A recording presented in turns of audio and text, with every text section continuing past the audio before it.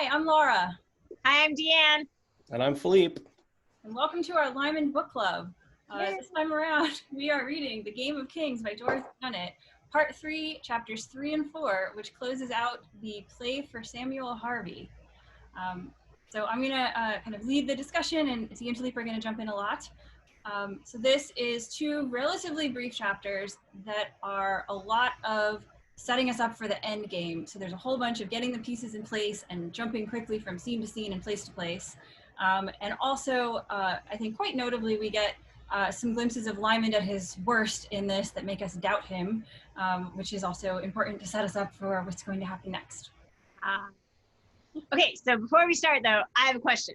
Yes. So I started to get curious reading these chapters, I think because of all the setup and everything. And so I decided to write out a timeline of what was going on in Scottish history at this time.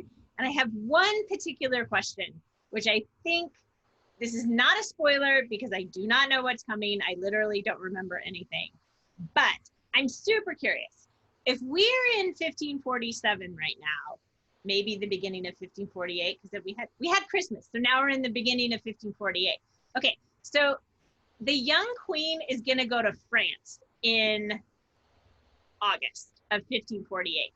So she's definitely part of the story. That's clearly a huge part of Scottish, like what's going on with the government in Scotland at this point. So I am making a prediction that whatever Lymond is doing, it has something to do with the queen going to France in like 7 months. So, or at least that he'll be involved in it when it happens. Somehow he's involved in this. Yeah.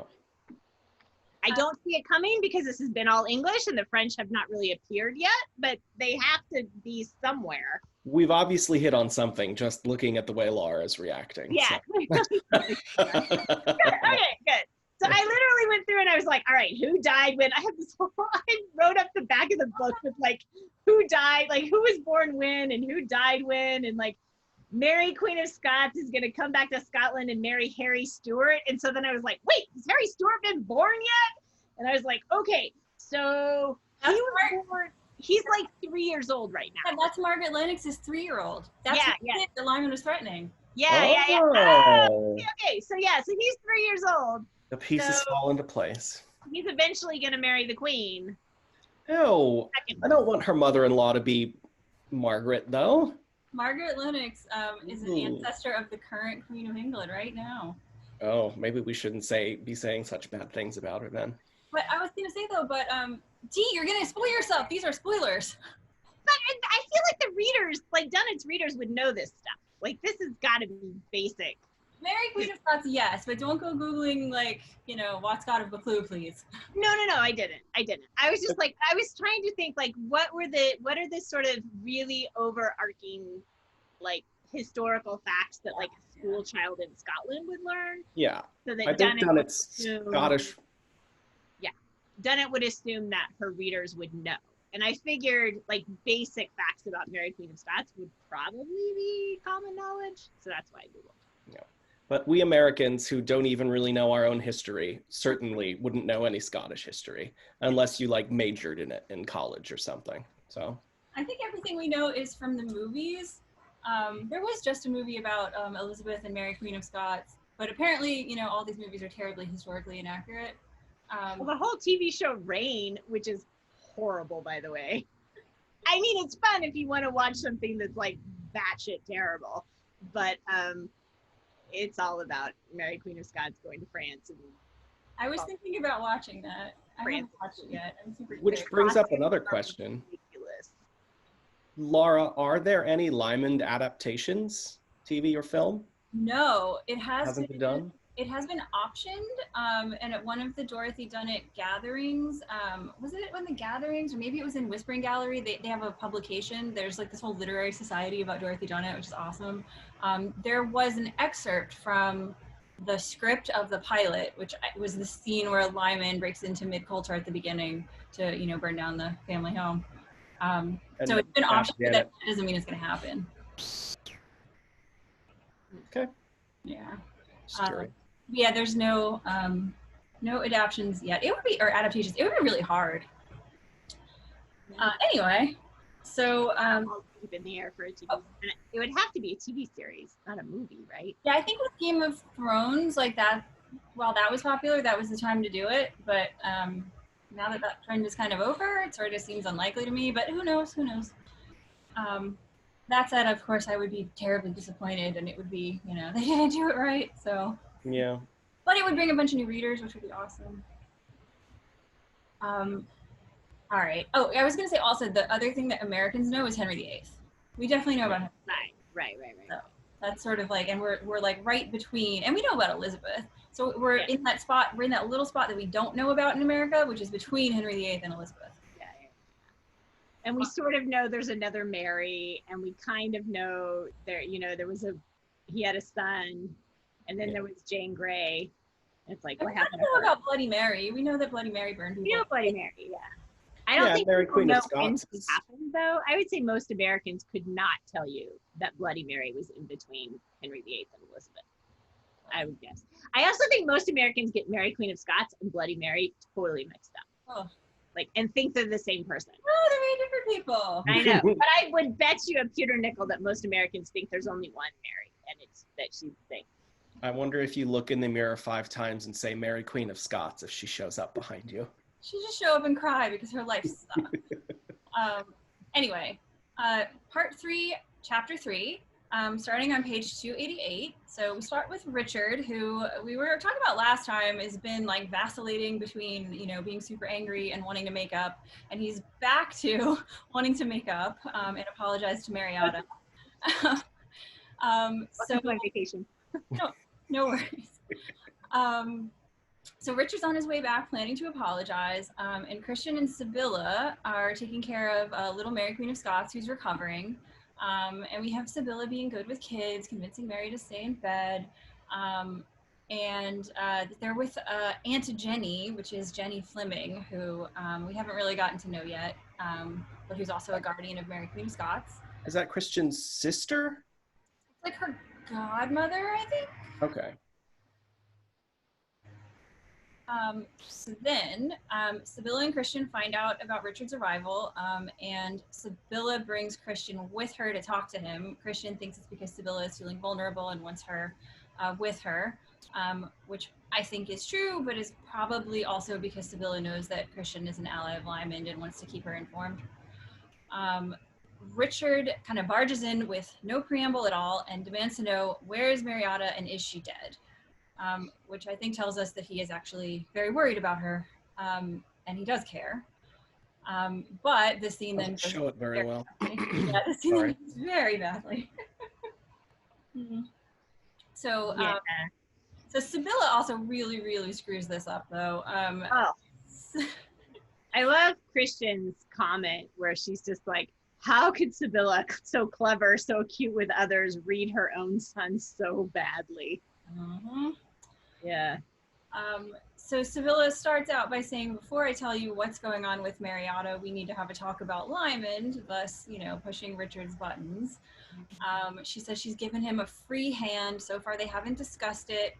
She actually let slip that she noticed the presents Mariotta was getting. So we know then back in that time a few chapters ago when she commented on them that she was figuring it out, even though she didn't let on. She kind of just goes down this rabbit hole of talking about Lymond when Richard is just like super worried about Mariotta and thus conflating his worries about Mariotta with Lymond. And she says to him, you have come to the point where you must choose, which do you want most, Richard, Mariotta or Lymond?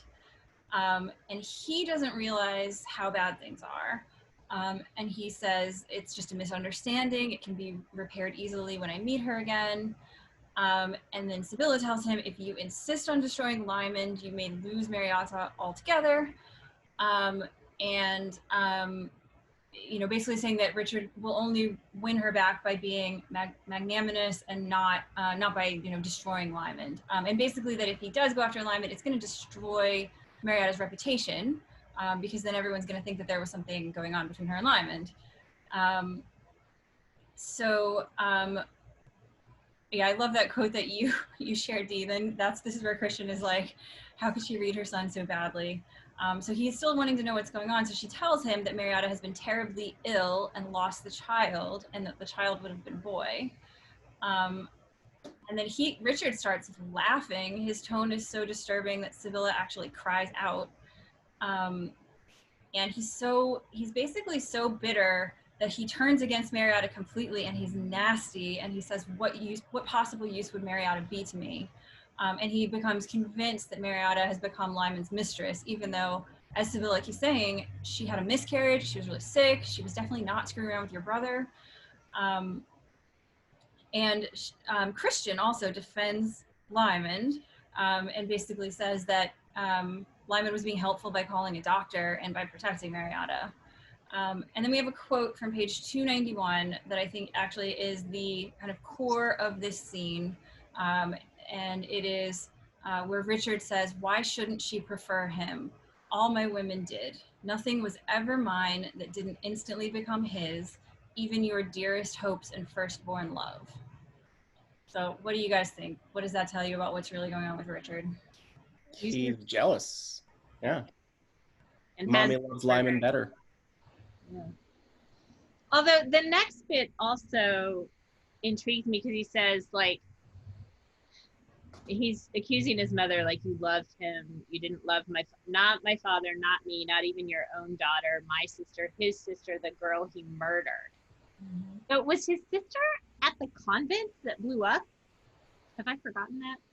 Okay. That's actually revealed later in what we're reading. It's the very last thing we find out in these chapters, which was like a big moment for me. I was like, how did I not put that together? It seems so obvious, but yeah, as soon as they said the sister he murdered, I was like, oh, she must have been one of the nuns, or at the convent. Yeah, I mean, the convent was on land near Mid-Coulter, so it's easy to assume that she was there for some reason. So either she was a nun, or she was just there on the day that whatever happened. Yeah. So at the start of this book, when Richard refused to go after Lymond, do you think he would have said at that point that Lymond had murdered his sister? I mean, he wasn't quite so bitter at the beginning. So, no, but I mean, a lot of it is Lymond who has been egging him on in lots of ways this whole time. So, yeah, he's definitely escalated the situation. Yeah. So I think what we get in this scene is a glimpse of the kind of deep and profound childhood hurt of believing that his mother loved his brother more than him. That is the reason why Richard is going so crazy, because he feels in a way like he lost his mother to Lymond, and now he feels like he's lost his wife and his baby to Lymond. And now he's also, even if he wasn't before, now he's certain that he lost his sister because of Lymond.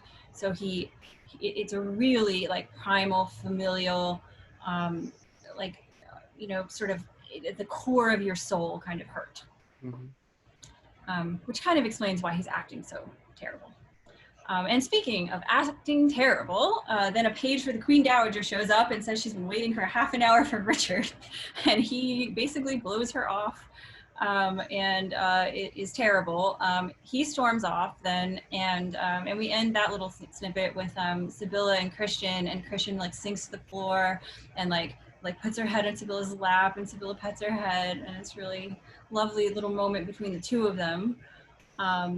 And then after that is where we end up with Sybilla, when she's leaving the room, runs into Buccleuch, and he tells her how terrible Richard was and how he basically started going off in a way that amounts to treason against the Queen, and Watt had him sent into basically like clapped into jail, and he's sort of like afraid that Sybilla is going to be mad at him, and she's like, oh, I wish I had thought of it first.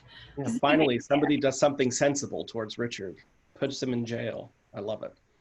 I mean, but he was going to not only get Lymond killed, he was going to get himself killed, like going off to the Queen, refusing to follow her orders. Oh, and the thing he said, he had done his share of work for the King of France and wasn't doing any more, which basically is saying, like, you're not my monarch, you're French, and I don't have to listen to you, which is totally treason, so not a great idea. Yeah, go ahead. Just not good. Not good. I just have one little quote on 292 that I thought was cute, which is how so many of Scott's expressions, because he has a beard that covers his mouth, we get the motion of his beard instead of the motion of his face. Sir Watt's beard lurched sideways, a sure sign of embarrassment. I also love when Buccleuch is talking about throwing him in jail, and he just says, and then someone had to take a hand, and then Sybilla cuts in and says, so you exercised your usual tact. She's a very sarcastic character, and I love her little quips like that. So you can see how she's Lyman's mother, even though she seems so, harmless. You can see where he gets some of his wit and his je ne sais quoi. Yep. So then right after that, Sybilla leaves to travel south. We don't know why yet. But this is, again, all these patients are kind of moving into their place for the end game. And then we have Richard in the cell, and he's quoting this poem he's thinking to himself that ends with, "Oh, row my lady in satin and silk, and wash my son in the morning milk." And what does that tell us is going on with Richard? I mean, it's probably part of his sadness that he lost a son. I mean, it directly talks about a son in that little poem. So I think he's just feeling that his actions, partly what became of his son, is partly due to his fault and his actions. I think there's some remorse there. Yeah. I think you're probably right, although even if part of him knows it's his own, he has some... Well, it's still Lyman's fault more. He's definitely... Well, and is his pride going to let him relent in any way? Like, that's the key, because so many people know what's going on. So is he going to swallow his pride and humble himself to his wife or not? So. Yeah. So now we cut to the Somervilles. Gideon, who we were looking for before, and his wife, Kate. Gideon is packing for London to go with Lord Grey to talk to Protector Somerset, who had also sent for the Earl and Countess of Lennox. Oh no. No. He just wrote, beside that. Nothing good gonna come of that. Okay, so then on 295, we cut to Lymond. And we learn at the same time as him what really happened to Mariotta for sure, which is that she was brought to his headquarters. The surgeon came, she lost the baby, the surgeon left, and Lymond didn't find out because he was in Dalkeith. And when Lymond gets back, Molly from the Ostrich is there. And we find out that it was actually Will who, one, insisted on getting the doctor, and two, went to the Ostrich and got Molly. So Molly gives us some interesting info, which is that Dandy Hunter had been hanging out at the Ostrich for a week for no good reason. So obviously he was trying to, find out info about Lymond. And he was seen talking to Will. And there's a line here, the Ostrich's entrails were drumskins and sounding boards, as they both knew, which confirms what we kind of figured out from the text earlier, which is that this whorehouse is basically full of spies, and everyone is listening, and anything that anyone says there is gonna get back to somebody. Overheard. Yep. Yeah, and I just had a quick thought too that I underlined, that Will Scott has firsthand knowledge that Lymond was not with Mariotta. So I wonder if that may come back. Like, that would be, if Richard ever listens to him, like, he would be a witness of the fact that Mariotta did not run to Lymond and he was not present during her illness and all that. This is true if Will takes a moment to think it through, which he's so good at. Yeah. Now, correct me if I'm wrong. I could have misread this, or this may happen later, but doesn't Mariotta say at one point that she was captured while she was on her way to Dandy Hunter's? Wasn't she going to go stay with him or something? Yeah, she does say that. It's a little bit later when she's talking to Lymond. Okay, so it happens later. That's why. But yeah, so she was going to talk to Hunter and hope that Lymond would get in touch with her, because Hunter's been her friend that she's been confiding in, obviously. Mm-hmm. She told him about the jewels. And she told him that she was pregnant before she told her own husband. Mm-hmm.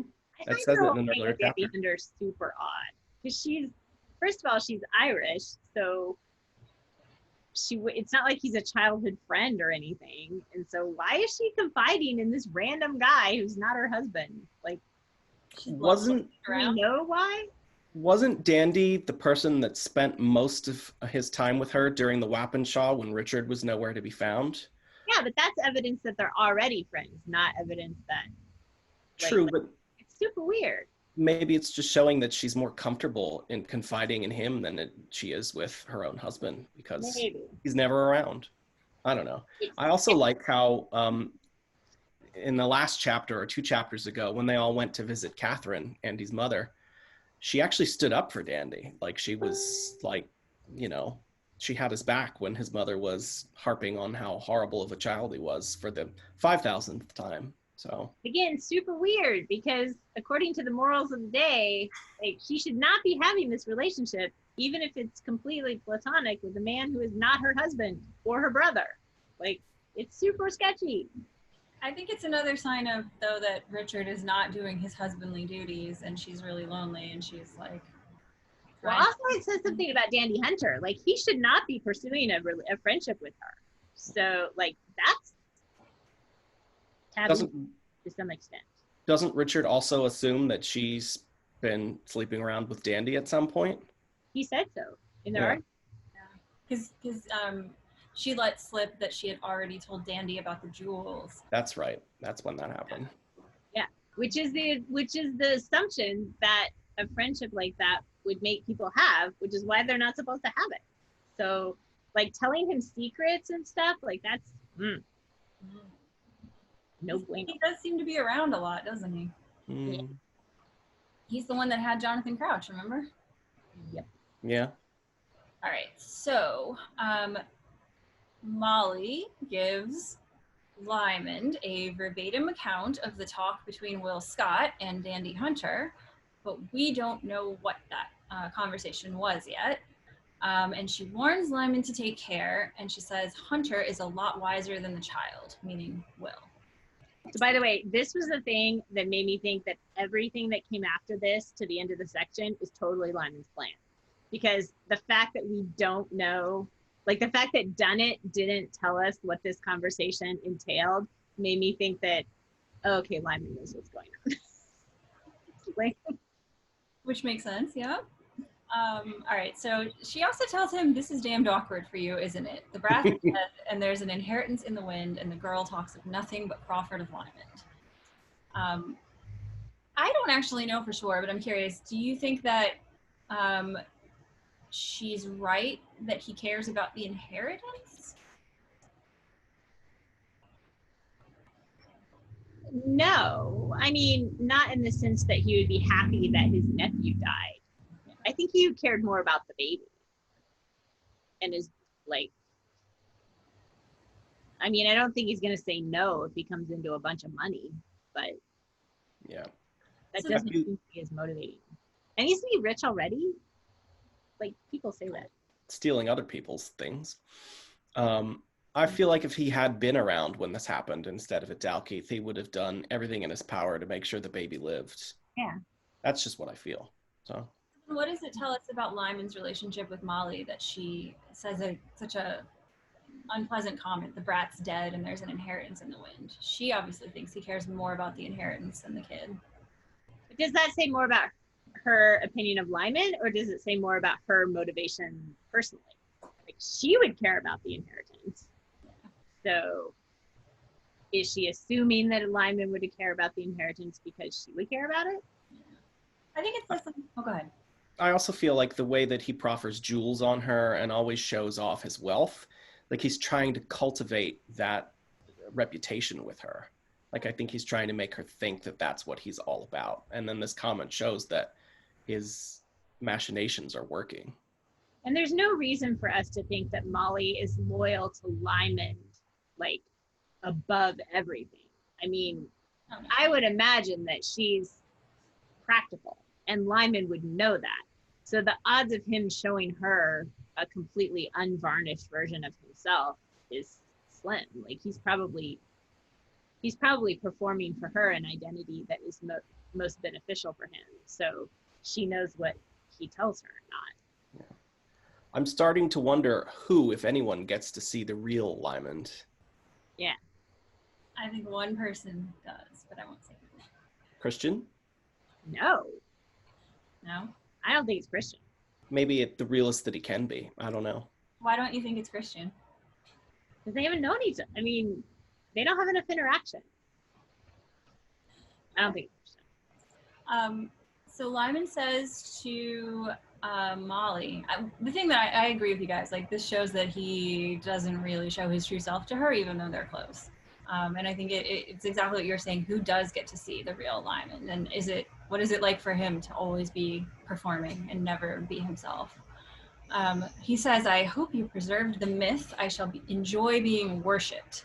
But I don't think he's going to enjoy being worshipped because he immediately goes in and destroys that myth. Yep. So 297, he waits a week and then he goes to see Mariotta, meticulously dressed, not at all as she had first seen him, his hair crisp and neat, his linen immaculate. He says, I am generally tidy when sober. And we recall that she's actually only met him one time when he was drunk.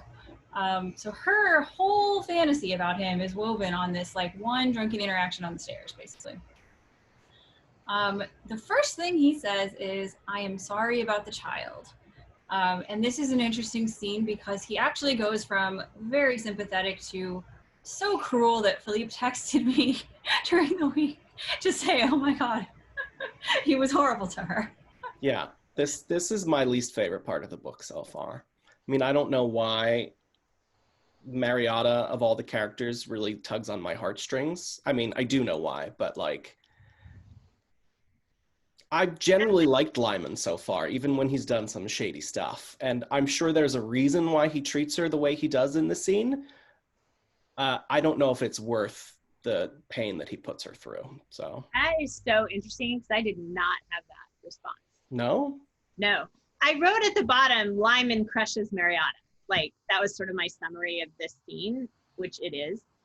But her concept of him is so fantasy and so built on nothing that I think he's just, and he's so used to people making assumptions about him. Like, I think he's just like, you don't know me.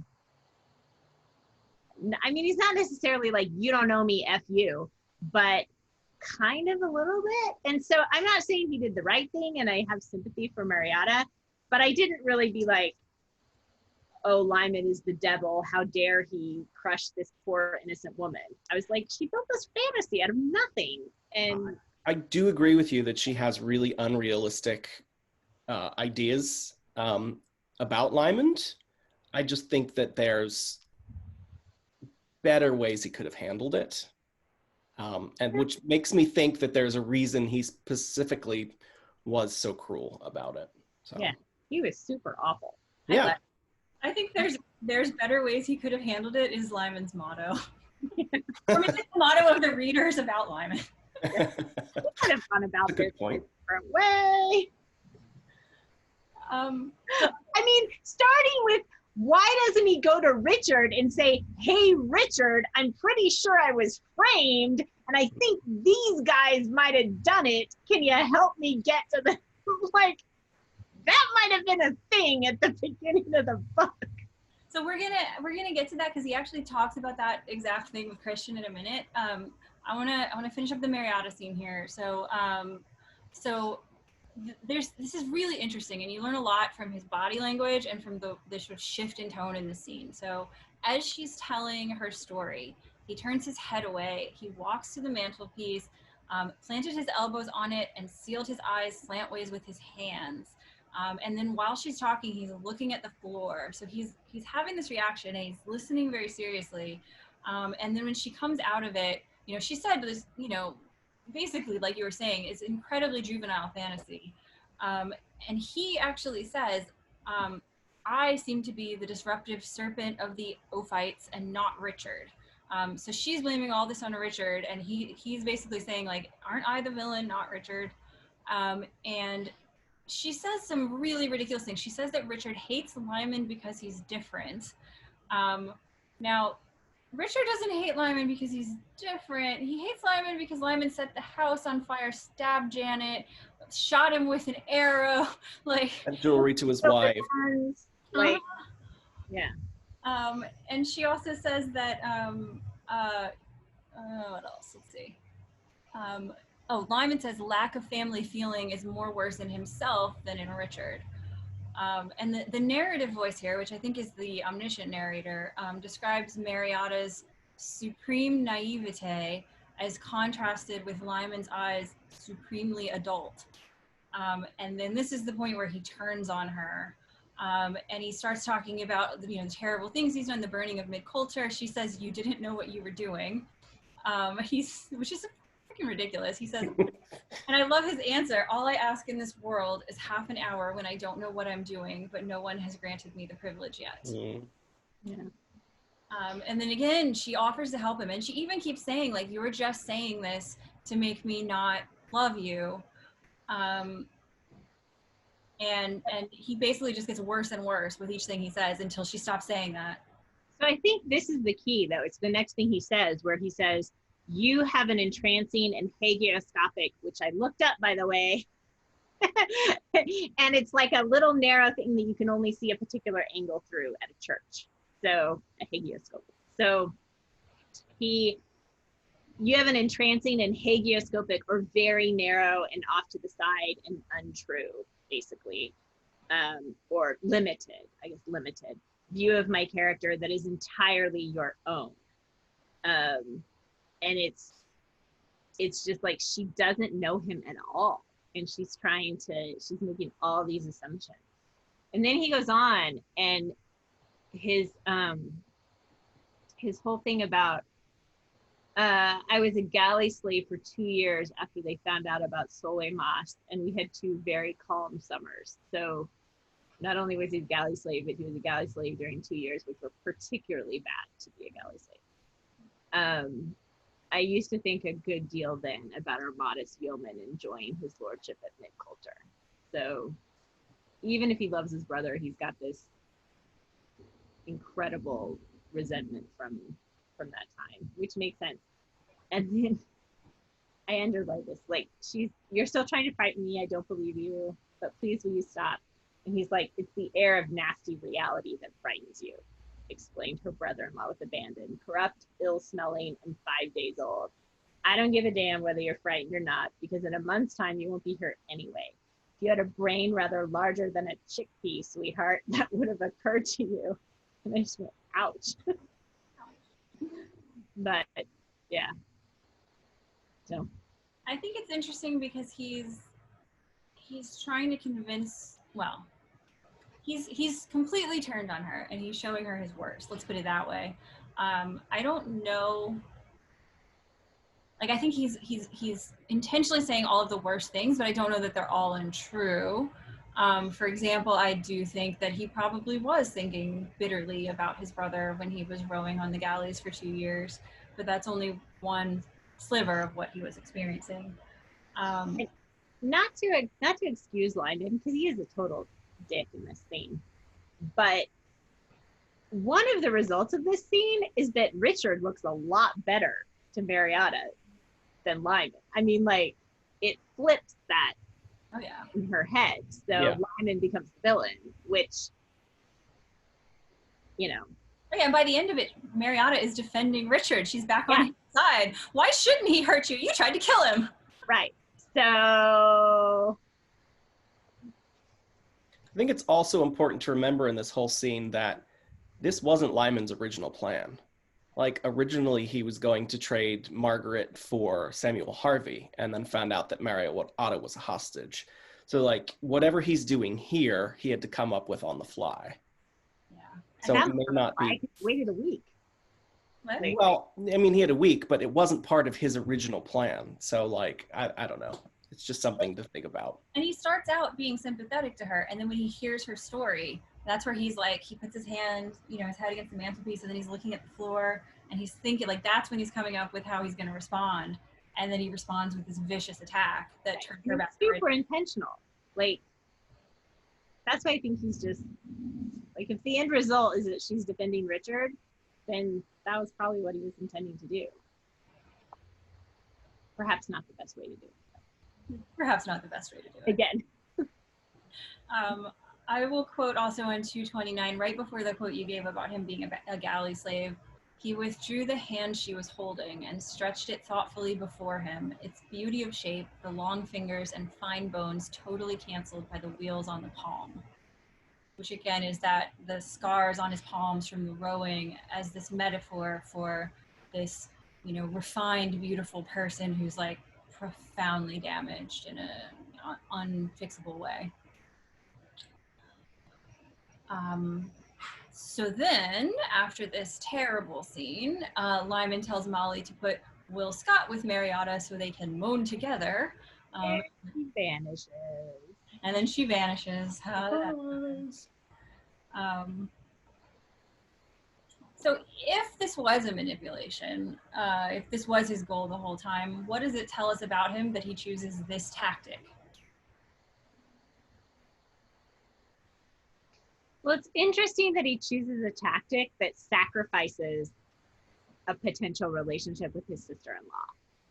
Like, he chooses the thing that destroys a potential relationship that could have been good for him. So it's both meeting his goal and self-destructive. It also hurts her a lot. Yeah. And is this like an ends, do the ends justify the means thing? Like, if his goal was to get her to go back to Richard, but he hurt her so deeply, is that okay? No, he's so dick. But I don't think he did it because I think he was trying to do something that he thought was good. Yeah. So Sybilla is his mother. I don't think he learned this kind of behavior from her. Where did he learn it from?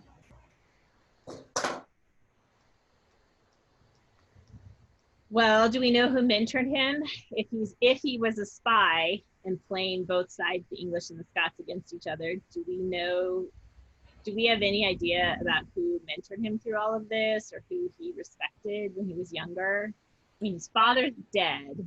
Father's dead. The person we know from his past is Margaret Lennox. Yeah. That would be a good way to learn this kind of behavior from what we've seen of her previously. She seems pretty awful. Not been raised by the best influences, perhaps, after he left Sybilla. And I had one other question, which we'll come back to, is why not just be honest with Mariotta instead of hurting her? Which we will come back to. Why not be honest with Richard? Why not be honest with Christian? Isn't that the question for everyone? Like, why not be honest with anyone? Except for some reason, Gideon Somerville? Like, how come he's the one who gets the... Like, that's coming up, but still, super weird. Oh, I love Gideon Somerville so much. Okay, so let's keep going. So we cut to Dandy Hunter. He's met that bagpipe player, the one from our wild night. That guy is presumably the one who tipped him off that Lymond was at the Ostrich, which is why he haunted the place until he ran into Will Scott. But we don't know, actually, if this was a happenstance that he met this bagpipe player, or if totally wasn't. Bagpipe player. No way, because the bagpipe player was totally part of the plan from the last time we had a big scene at the Ostrich. So we know that the bagpipe player is at least, has been in the past, one of Lymond's, like in Lymond's cahoots with this plan. There's no way this was not part of it. We shall see. This is definitely a chess game at this point, that Lymond at this point is in control of. So Dandy goes back to Buccleuch, and he tells him that Lymond is about to sell Will to Lord Grey, but Will won't leave Lymond now. In particular, he doesn't want to put the men at risk, but he will send word to Dandy Hunter if he ever thinks Lymond is about to get rid of him. Mm-hmm. Then we cut to the wedding of Agnes Harries and John Maxwell, which is in Edinburgh at Holyrood Palace. And I went there on my trip to Edinburgh, specifically because it's in the book, and also it's one of the top tourist places you go to in Edinburgh. So I'll show a picture. Here we go. I was there too when I was in Edinburgh. Did you? Mm-hmm. I've not been to Edinburgh. So obviously, you know, it's been built up since the 1500s, but you can see glimpses of it. And then I don't know if Agnes and John Maxwell got married at the Abbey, but I do remember going to it, which is this ruined abbey that's like open to the elements, and it was one of the most beautiful things I saw there. So I'm showing a picture of it anyway.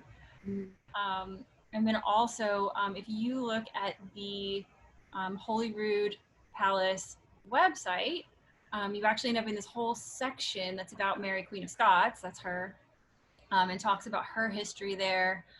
This is the outer chamber to her rooms. And if you go visit it, you can see her rooms where terrible, tragic things happen to her that you can read about, but they're kind of spoilery. But yeah, so there's like her bedroom. This is the famous Darnley jewel, or Lennox jewel, which was actually Margaret Lennox's jewel that you can see at Holyrood Palace. So this is a super cool place to visit if you're doing any Lymond travel. No, I will admit that this wedding between Agnes Harries and John Maxwell was the one thing I accidentally spoiled myself to. Because I went looking up Agnes a few chapters ago to see if she had any relation to another Agnes that we know of, and it's not the same Agnes. But I saw that she married John Maxwell right away, so everything that sort of happened between her and Maxwell wasn't a surprise to me, unfortunately. This is why I'm not looking up any of these people from now on. Yeah, don't look them up. I'm so serious. Yeah, Philippe stayed on after one of our videos, be like, I got spoiled. How big of a deal is this? And I was like, it's not that big a deal, but there's other things that you really shouldn't look up. No, and I won't. I'm not looking up any of the minor historical characters. So we see Agnes, who has a blinding smile full of white teeth, and even an unaccustomed vivacity in John Maxwell. So they're actually like a happy couple, although the cynics are kind of like, well, you know, he just took a giant chunk of Scotland through this marriage, so that's probably why he's happy. How old is Agnes right now? 13. She's maybe 14, is she? Like, but there was no problem with that in these times, so. Back in the day. A friend of mine from high school got married when she was 14, so there wasn't that much problem with it in the 1980s. One of the things that I really love in this scene is the ambiguity that Dunnett maintains. We don't know how happy Maxwell is because of Agnes versus the power and land he's gained, but there's a lovely kind of ability to embrace ambiguity in the idea that it can be both a happy marriage and a political move about money and power, and they don't cancel each other out. Like, there's so much kind of gorgeous ambiguity and thoughtfulness and maturity in the way that she writes. Or at minimum, he's making his wife happy. Like, even if he's not madly in love with this girl, he's done enough that she's happy to marry him, which is nice. And we've also seen from Agnes's perspective that she's totally into it, whereas you know, she's got this romantic wit about her. Her engagement to the son of the governor of Arran obviously wasn't her thing, so she almost feels that this is her choice as well, which plays into the romanticism that's core to her character. Exactly. While being chosen, she thinks that she's making the choice. And he's not robbing her of that sense of urgency, or at least it doesn't seem like. So then they slip away privately to meet with Lymond, and John Maxwell tells Agnes that Lymond made their marriage possible, which is true. And I love the way Lymond is described, page 301, a cool, fair-haired figure with an easy, disturbing voice. We always get these like contradictory terms about him, easy and disturbing.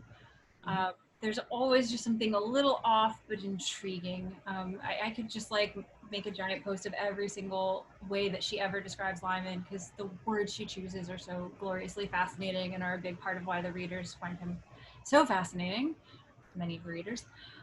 So Lymond tells Agnes to forgive his anonymity. He says, I am no longer master of my own identity, at which point sympathy and delight shot into her eyes. She is a romantic. She is probably the one person who would believe his story.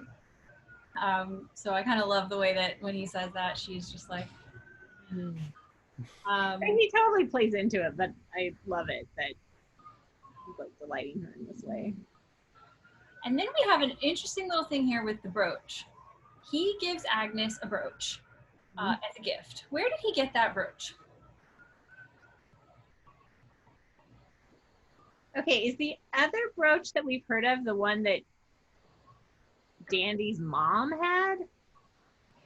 But it was tacky. It was super tacky.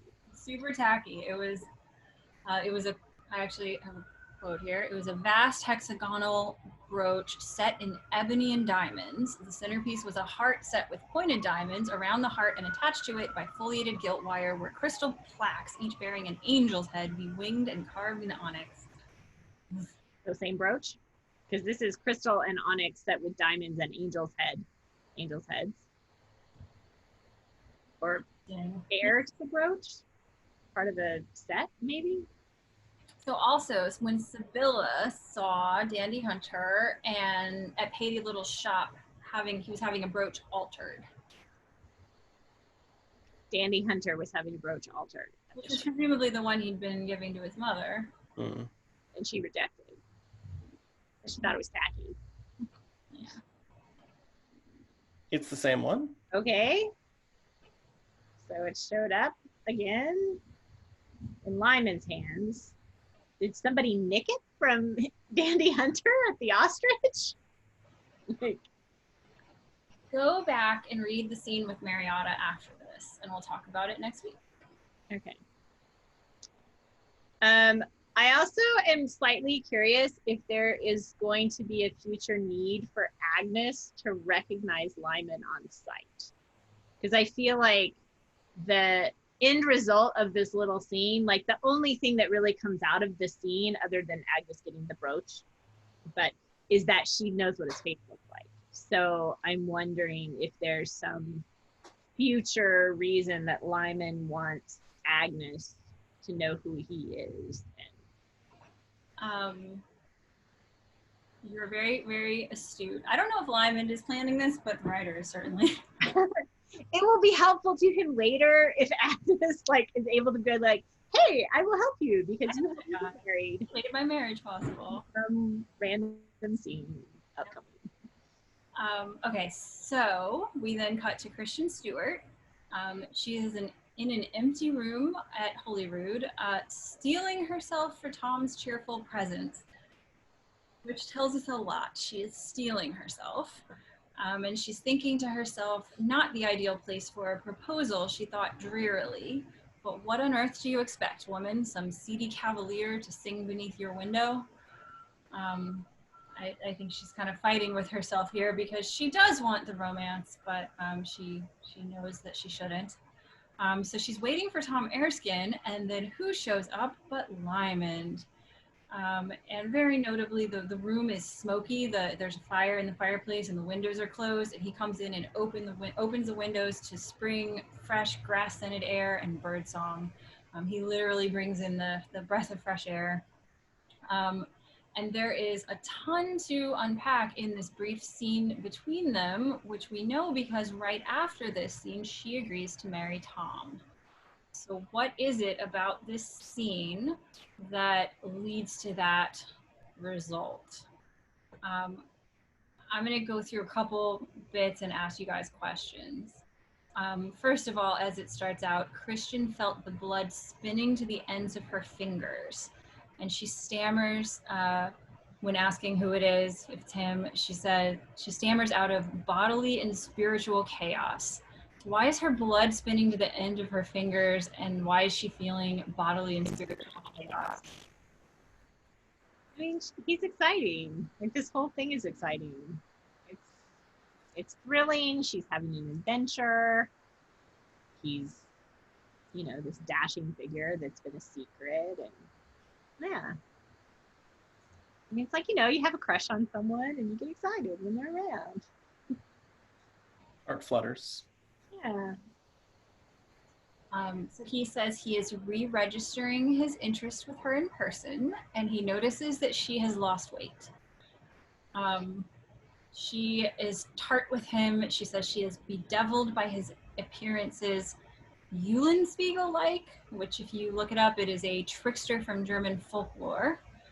And he points out that he did once offer to tell her his name and was refused, and that he'd infinitely prefer to call on her under his own name with lots of gifts and in a pleasant way. And she asks him, and who is this? Great Alexander, Charlemagne?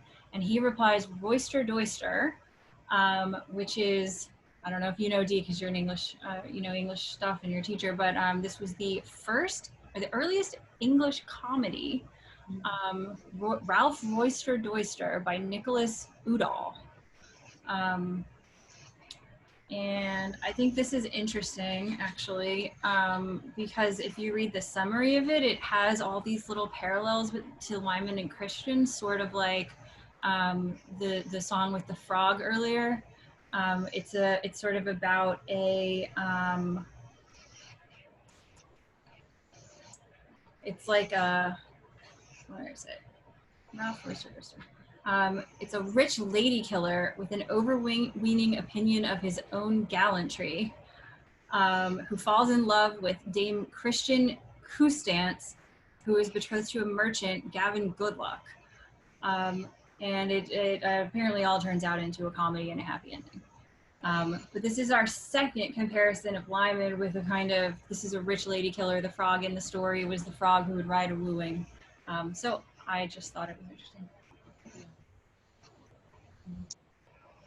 Yeah. I mean, a little bit past that, where he's sort of talking up all these like devil metaphors. Like I've been gifted with a surfeit of state. Sorry, my computer is totally falling. A surfeit of satanity, which I thought was kind of hilarious. He also says, "Have a good day. I go to hell." Yeah, and it seems devilish. Etc., for anyone with such a passion for secrecy, to contrive not only to enter a royal palace, but to deal in appointments and summons therein. I mean, that was her. But this whole idea that he's the devil, and then this whole thing where he says, whose temper are you trying to lose? I've behaved atrociously, I freely admit, but my object is exemplary, to convey gratitude and keep you at all costs out of my ruinous affairs. And then she replies, don't you think that if you didn't clutch them to your evil chest like Epaminondas, I did not look that up, and his javelin, your affairs might be less ruinous, which it's just exactly what we've been talking about, where Christian's like, hey, just talk to people. And then he says, no. I know, it's just one word, no. He's like, no. Not gonna do that. Goes off. Yep. Yeah. I'm like, okay.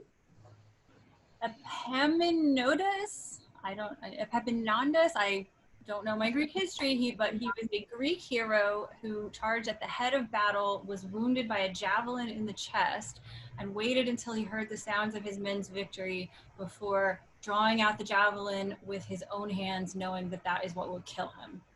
So she's saying it's emphasizing what she's saying, that you're causing your own damaging yourself. Misery. Yeah, you're hurting yourself. Which he definitely is, like, for sure. Yeah, and his one word no is the most brief and concise and closed off that he has ever been with her. But then they actually do get into a conversation about why he doesn't tell the truth. And she says, either you don't think of much of my discretion, or you think I couldn't stomach your conduct. And she's kind of taking a risk, like trying to push him into telling the truth. And he answers with resignation, I've got to spin some sort of tale, don't I? And she wants the truth, not a tale. Mm-hmm. And this is where he says, my kind of story would go down better with Agnes Harry's. What does he mean by that? Probably that he just feels like it's so outlandish and unbelievable. And so Agnes would believe it, but Christian, she's going to be like, oh no, that's impossible. You're lying. Like, so is he being self-protective by not telling her? We live in this cynical world where everyone thinks John Maxwell doesn't care at all about Agnes. Who would possibly believe whatever happened with Lymond? She pushes him though, and he does tell her a bit. He tells her he was misunderstood in his youth, and he thought that one man could retrieve the situation. And it wasn't Crouch or Somerville, so it must be Harvey. And I love that she's like, oh, you're looking the three guys. Like she totally knows. Yeah. She is very smart. She then offers to be his intermediary again. And he says he has one already, and she guesses that it's George Douglas. But I think you're right. Like he I think is afraid that he won't be believed or that it'll seem ridiculous. He's so desperate to get proof from one of these three guys is because he thinks no one will believe him if he tells them the truth without proof. So he has to have the proof before he says anything. But I think there's another part of this, which is he keeps comparing himself to the devil. And he was horrible to Mariotta. And we find out in a minute that he didn't have a plan to save the Maxwell hostages. Half of them died. So maybe he thinks in a way that he is rotten. Like in a way, like we were saying, he's undercutting himself. Is this subconscious? Is this intentional? What's going on there? Is he just saying like, I'm so horrible, so I should just go with it and be horrible because that's the way I am? Well, and there's maybe also a possibility. We still don't know exactly what happened with the nunnery, but probably he partly blames himself for what happened. I think maybe that's part of it. Like, even if he didn't betray the convent, like, odds are that something he did led to this. Like, either he told the wrong person something, or sent a message by the wrong messenger, or was too slow or too fast or something. Yep. And there's actually a line a bit later where he talks about the uncertainty of his situation. He says he doesn't know for sure that Samuel Harvey can help him. He doesn't know for sure that Harvey will be believed. And then he says, I may find I have the habit of lying on my face even when turned, like George Faustus. Which I think is a play on words about lying, but also like lying. Because Faustus apparently, when he was turned over, when he was dead, his face kept lying down because he was evil, something like that. Or his neck is broken. But I think what he's saying here is, it may turn out that I'm actually bad. Even if I was redeemed, I'm still rotten, something like that. And I think also that that's what he's implying, because then Christian's reply is that Agnes Harries wouldn't believe that. I.e., Agnes would think of him as a tragic, romantic hero, and wouldn't believe that he'd turn out to be bad. So I think what he is implying in that sentence is that it could be that he's actually rotten.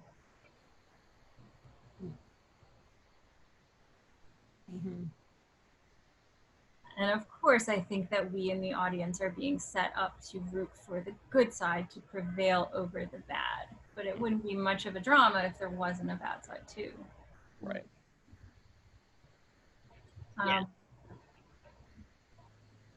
So then he says, I dislike being handed in public, because he won't tell anyone anything. And then I also I think it's interesting to go back to the scene. It was back when he met with her in the tent, page 157, where they talked about truth. And he said, truth's nothing but falsehood with the edges sharpened up and ill-tempered at that. No repair, no retraction, no possible going back once it's out.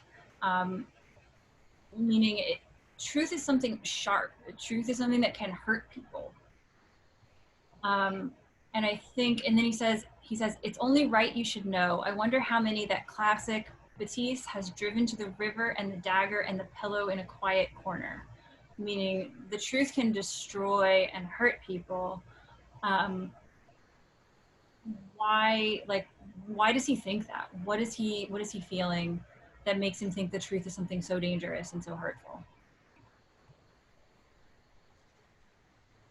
I don't think we know yet. Like, yeah, I can't think of a reason. Yeah, I mean, there's lots of possibilities, but there's some, yeah, like he's been faced with lots of destruction of relationships and reputation, and his loyalty being questioned and all of that. So it could be any number of things. And like we heard him say earlier, intentions don't matter and they never excuse. So does he think that the truth could actually damn him and not save him? We shall see. Also going back to that scene where they talk about truth, which is really interesting. Like if you go back and read it after you finish the book, he also notes in that scene, he gives us his example. If I told you I'd murdered my own sister, and now we know he is actually accused of that. So then he tells her, it's 304 and 305, if he doesn't succeed, this will be their last meeting, and if he does, they can meet formally. And he says, but whatever happens, you have from these fossorial depths my unstinted gratitude and fondest applause. Whatever you touch will return warmth to you, and whoever you share it with will be 12 feet tall like St. Christopher. Then he calls her a woman with a familiar spirit, and they say their goodbyes. Right after this, she agrees to marry Tom. Why? Well, I think there's that bit where I underline this. And so he says, he makes this comment about how if you hadn't been blind, these meetings would never have been possible. And she nodded. And he says, I'm not being thick-skinned, but I want you to remember that if you've been entertained or diverted or found some enjoyment in this adventure, which is kind of dismissing, like if she thought this was important, then he's kind of dismissing that as something small. It was one small thing brought you by your lack of sight. So that's like communicating to her like, hey, this is no big deal. Not that important. So then her response is a bitter pill that, for the long tolerance was over, and she had begun to live with her blindness and rage. But she managed to smile and heard him approach and take her hand. So it's like, she's like, all right, I'm done with you. I mean, that her long tolerance is obviously been for this like shenanigans of I'm gonna write you these double letters through intermediaries, and we're gonna meet in these random whatever. She's like, all right, I'm done. So then she makes the choice that's pragmatic, which is Tom. I don't know if her long tolerance was about their relationship, because it says, for the long tolerance was over and she had begun to live with her blindness in rage.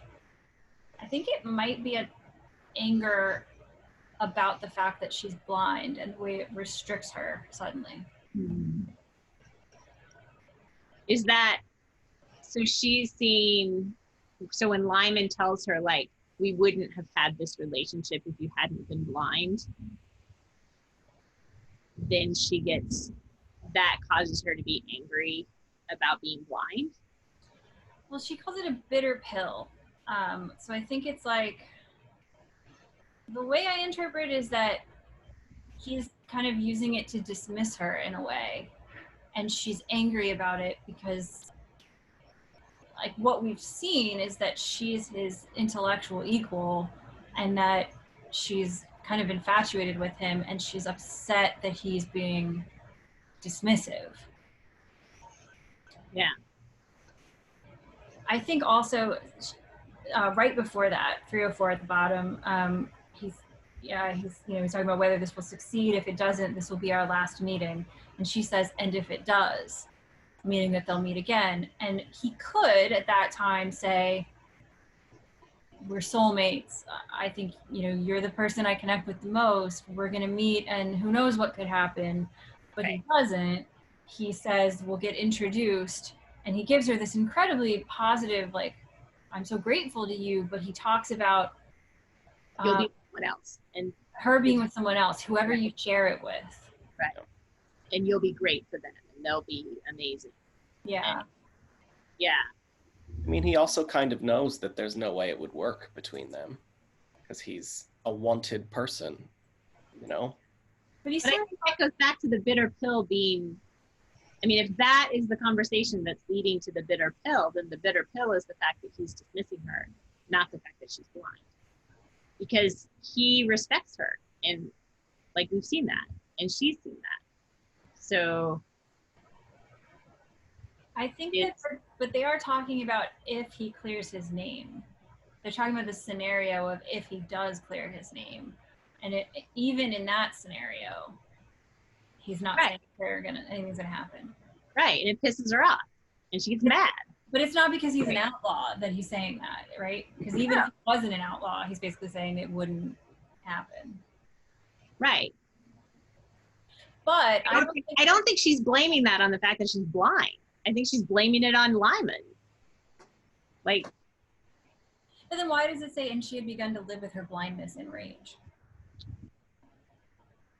well, I mean, he just said, I mean, I don't know if I'm reading this right, but she says, I think it's a really fast flip is what I'm saying, that's a switch, that's a turn in the narrative for them to be discussing their relationship and for Lymond to be dismissive of her and her relationship. And then in the next sentence, for her to be, I'm pissed off that I'm blind versus I'm pissed off that you're dismissing me. I think that's a really fast, and it's a fast switch that wasn't set up previously. Whereas her anticipation of her relationship with him has been set up. And like, I think her expectation that there would be more to their friendship, if not leading to something more than friendship, that expectation has been set up in the story. So, and her being resentful of being blind has not been set up in the story. At least I haven't seen it. So why do you think that he effectively dismisses the romantic possibility or doesn't go there? Well, I don't think it's because she's blind. Like, no, I'm not talking about that anymore. I yeah, don't okay. know what that line means. Yeah. Could mean either one. I mean, is it because he thinks she's too good for him? That's a good possibility. I didn't really think of it that way. He could just compare himself to the devil a bunch of times. Yeah. Like, I think he thinks that he's not worthy of, I mean, he's basically, he also said, like, his whole, where was it he says his whole thing was about keeping you at all costs out of my ruinous affairs. Like, his entire motivation, he said, like, is to express gratitude and to keep you out of my ruinous affairs. So I think in his mind, his entire motivation is she's useful and he wants to use her if he can, but also only to the point where he keeps her out of danger. So, yeah. We just had a scene where he destroyed Mariotta's infatuation with him and sent her back to Richard. Mm-hmm. Do you think there are parallels between that scene with Mariotta and this scene with Christian? Yeah, I mean, he's also like pushing someone away for their own good. What do you think he feels underneath, or do you have any idea?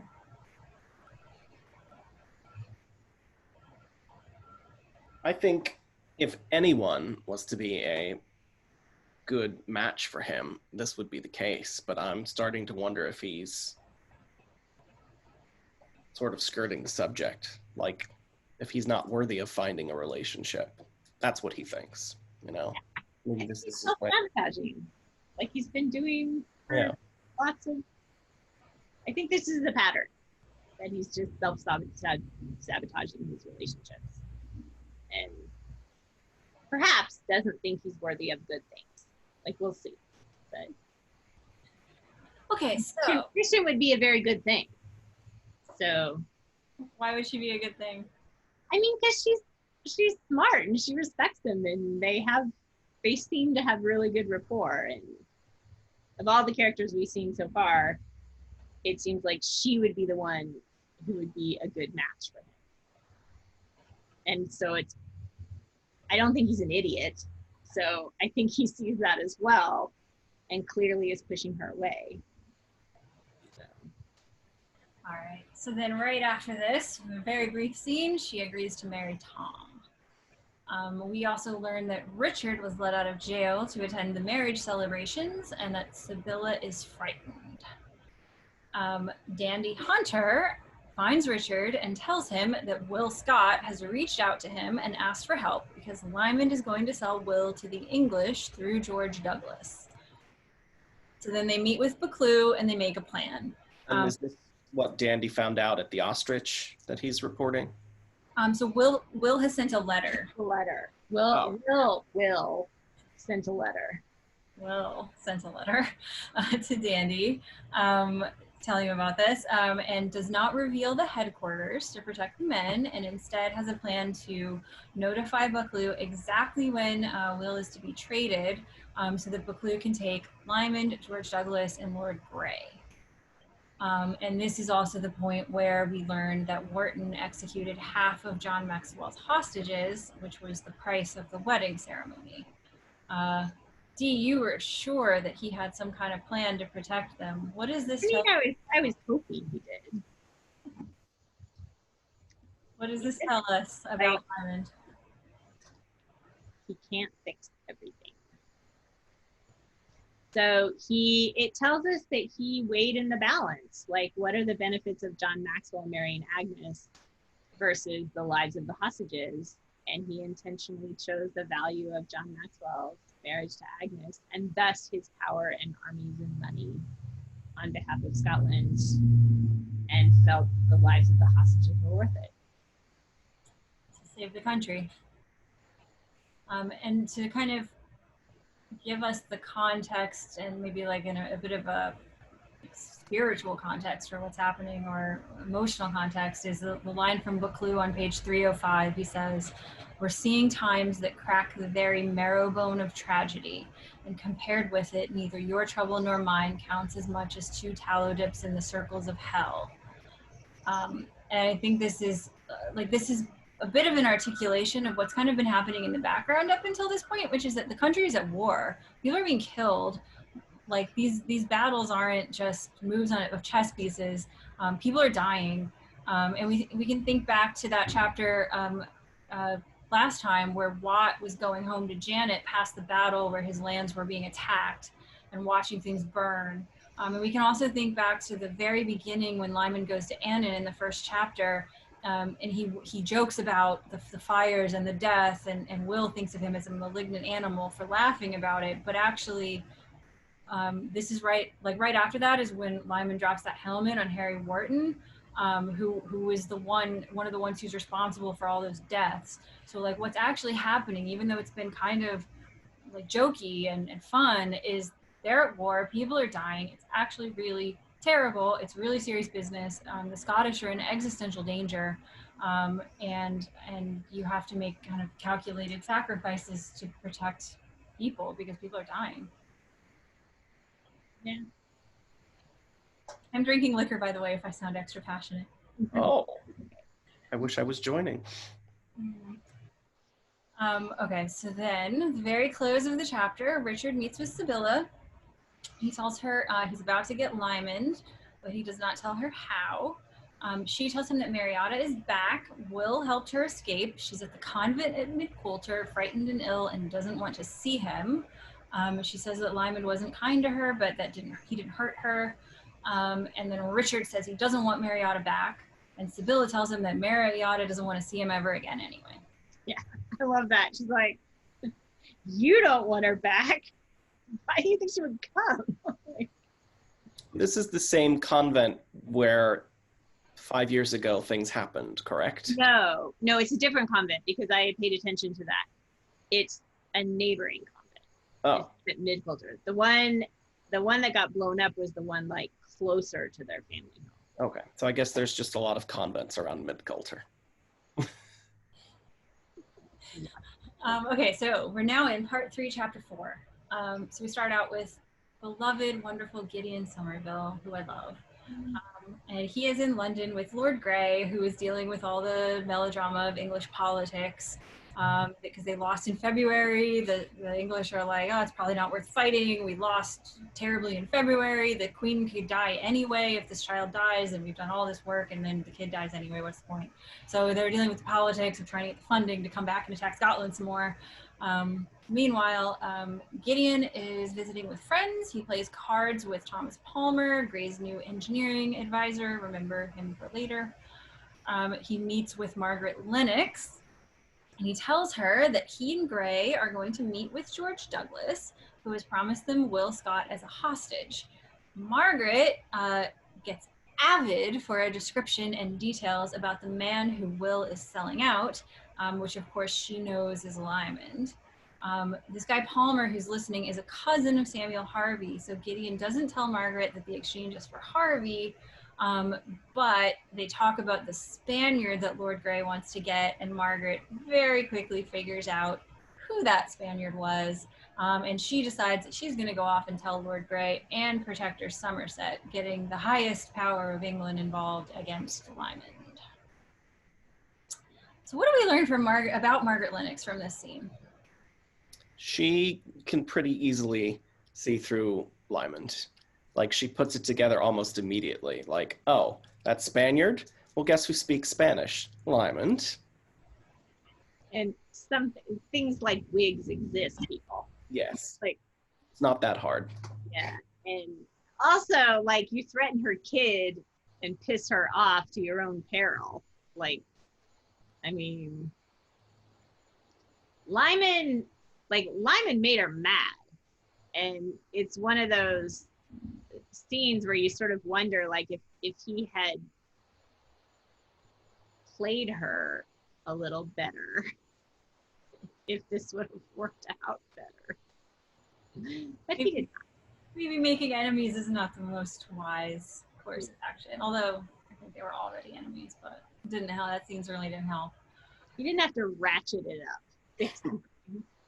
Why is she avid for a description? I mean, yeah, she knows what.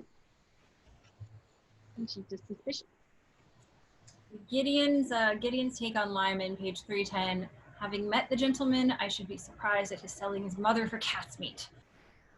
Gideon has a low opinion of Lymond so far, having mainly met him with Lymond breaking into his house and interrogating his 10-year-old daughter. For now. So then the Protector Somerset, having been communicated with by Margaret Lennox, is not on Lymond's side anymore. So at this point, he sends Grey back to Scotland to take Haddington and make it a fortress to threaten all of Scotland. I was supposed to get Haddington this year, which apparently is gone, and the place where the fort was is like a parking lot. But anyway, I didn't get to go. A parking lot? Yeah, I didn't get to go, so I don't know. I guess they paved Haddington. Yeah. It was the Dorothy Dunnett yearly, they have a yearly event in Edinburgh, and I think the day trip was to Haddington. And I was Googling about it, and it's like, there's nothing left. But yeah, anyway, I didn't get to go. One day. So then page 311, when the convent on the estate of Lymond was blown up by the English on information received from its former landlord. So that's where we get this, at this point, hopefully we've connected the dots, that this is why Lymond, convent, the sister was there, how it all came together. And here's where it says that they moved to a larger nunnery. Yes, a larger nunnery. There's the answer to my question. So then, page 311, 312, Sybilla and Janet are talking about how Mariotta ended up at the convent. He talked with her, Will talked to her just after Lymond had been abominable, and they wept metaphorically all down their shirts and shifts, and he promised to get her away secretly the next day, and did. I love Sybilla's take on this. She sees how immature they are, and it's hilarious. Also, that she doesn't believe for a second that Lymond doesn't absolutely know everything. Like Janet's going, how extraordinary that they should meet you like that. Sybilla's like, yes, wasn't it? You know, and be able to hand Mariotta over to your care. Yes, and go back without being suspected so that he can help his father trap Lymond. Yes, here we are. You know, Sybilla's definitely, I mean, she's obviously like, yeah, that's what a crazy coincidence. Yeah, that's so extraordinary that happened. And then when they go to the convent, they come upon a will.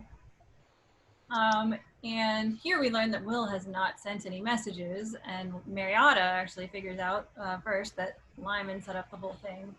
But I think what's even more interesting, going back to what we were just talking about, is the fact that Will knows Sybilla. He's not surprised to see her. There's no introductions. There's no conversation about like why he's there or any kind of explanations. Like they have clearly already been in touch. So you guys were saying last week, these characters have conversations that we're not privy to. Case in point. Yeah. Which just goes along. They were surprised to see him because it says expecting him there that day. Sybilla wasn't expecting him that day. Janet was shocked. Sybilla wasn't really shocked. Sybilla had already talked to him. Well, so then we're going with an unreliable narrator here because it says it was hard to know who was most taken aback, Will himself, his stepmother, or Sybilla. Sybilla wasn't expecting him that day. She said something like, he knows I only come on Mondays. Oh, okay. And there's no introductions. Like, he didn't know Lymond before. So why would he know Sybilla? And, like, why don't they, in any way, like, have any kind of explanatory conversation? They immediately talk like they know each other. And, like, they know, you know, there's no, like, oh, my God, how is my son? What's it like being an outlaw? No. Yeah, he's like, it isn't private lady culture. He just talks to her. Yeah.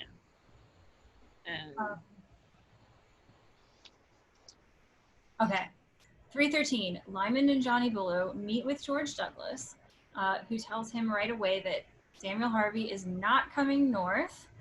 This was Margaret Lennox talked to the Protector. The Protector said no.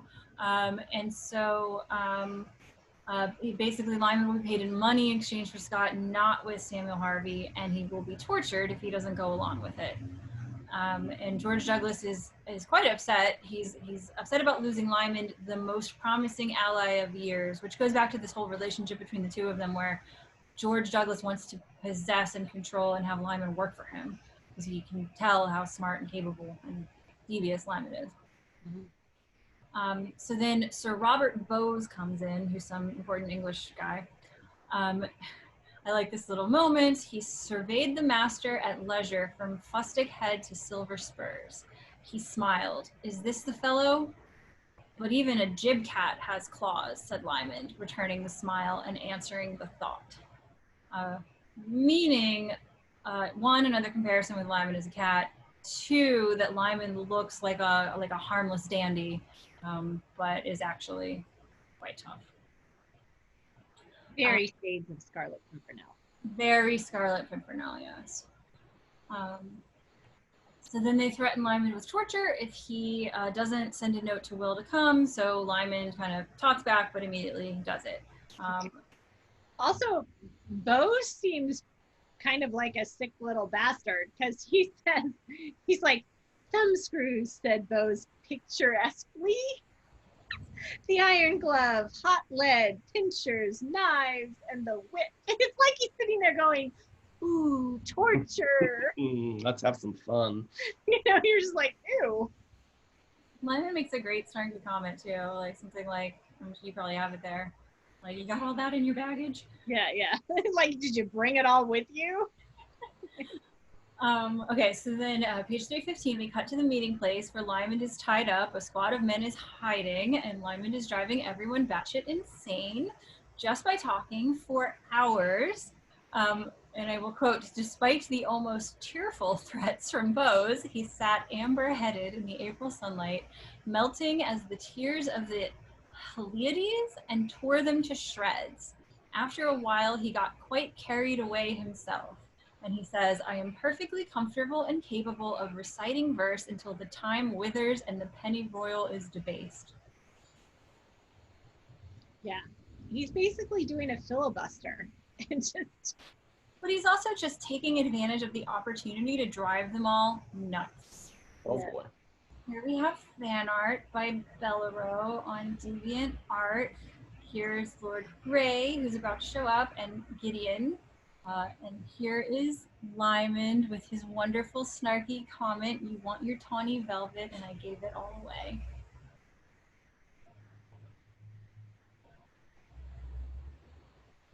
I love fan art. Also, Grey isn't lisping any longer. His mouth wound must have healed. Yeah. And I just love the way it is described. Grey had his eyes fixed on the soliloquizing Cinter and recognizes that Lymond is the Spaniard. And Grey reveals that it was indeed Margaret Lennox who told them that Lymond was the Spaniard. And then there is a quote that Lymond responds with about Margaret, when Grey mentions Margaret Lennox, from Aucassin and Nicolette, a medieval French love story, which is a song about two lovers. It's like a story song. And the lines mean, for you I am in prison, for you friend. And it's in the... After Mannerly Marjorie, Milk and Ale. It's an anonymous medieval French chantefable or song story about the love between the son of a count and a Saracen slave girl who converted to Christianity and was adopted by a viscount. Their marriage opposed by Aucassin's father, the lovers endure imprisonment, flight, and separation in foreign lands before their love and determination bring them together. And the quote that quote is an excerpt from this bit, which is, I for love of thee am bound in this dungeon underground. All for loving thee must lie, here where loud on thee I cry. Here for loving thee must die, for thee my love. Which is The Ultimate Guide to Dorothy Dunnett's The Game of Kings by Laura Kane Ramsey. So many tips. Very helpful. Yeah. So I feel like Margaret is just super scorned, like a woman scorned, or somehow their relationship went south big time, and not very south. Okay. Lymond, of course, realizes it's because of her also that Samuel Harvey wasn't sent north, and page 317 are in Gideon Somerville's perspective. Gideon is the only person there who pays any attention and figures out what's going on. Grey and George Douglas are talking, and he realizes Lymond is coiled like a spring waiting. And he thinks to himself, this was no broken colossus waiting to be whisked off for old metal. It was a clever man and an expert actor. So Gideon knows something's going on. Lymond is waiting for something. And interesting, he uses a very similar metaphor that Margaret used. She called Lymond an old broken machine, but Gideon thinks of him, he's not an old broken machine, he's a clever one. What does this tell us about Gideon? He's observant, and I love that it says he strolled unobtrusively over to the pond where Lymond greeted. So it's like, he's just like, I'm gonna wander over this direction and see what I can figure out. And so then it's funny, he greets Lymond with, any friend of Meg Douglas has my respect, which is pretty funny because there's so many ways you could take that. Like, it could be like, Meg Douglas is heinous and anyone who's friends with her is worthy of respect. Or it could be like, she seems pretty cool and I respect anyone who's friends with her. Like, it's super ambiguous. But isn't it Lymond though? Lymond says that. Any friend of Meg Douglas has my respect. Yeah, Lymond says that too. too. Lymond says it, right. But either way, it's ambiguous, And I love his reply. Yeah. He says, and Gideon's like, yeah, I don't really like her. As it happens, I don't greatly care for her. Yeah. I imagine most people don't. Yeah. Yeah, what does it tell us that Gideon doesn't care for her? Again, he's kind of observant. And probably a somewhat decent judge of character. And I love that Lymond tells the truth. He's like, what are you waiting for? Like, rescue.